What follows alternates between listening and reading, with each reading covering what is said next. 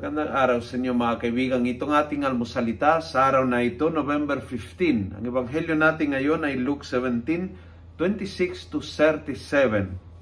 Sabi ni Jesus, "On that day, if you are on the rooftop, don't go down into the house to get your belongings.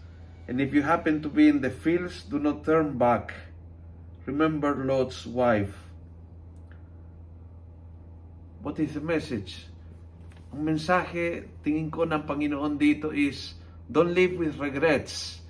Don't live divided. Yung tipong, andito ako, pero alam ko na may dapat kong gawin sa bahay. So ang utak ko ay andoon sa bahay, ang katawan ko ay dito. Divided ang aking energy, divided ang aking attention, at punong-puno ng regrets na mga bagay na dapat kong gawin, pero hindi ko ginawa, ng mga bagay na sana hindi ko nagawa, pero nagawa.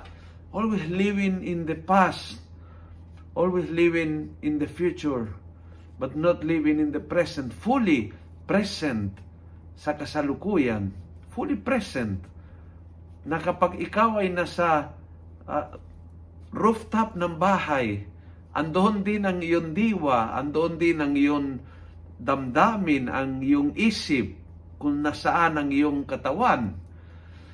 And that unity of being fully present where you are in the moment, living and enjoying the moment right now, kahit ano ang binigay ng Diyos sa iyo right now, can be a difficulty, can be a problem, can be a sickness, can be a situation na hindi maganda dahil sa gulo, dahil sa kasalanan, dahil sa pagkukulang. Whatever is your now, live there, right here and now.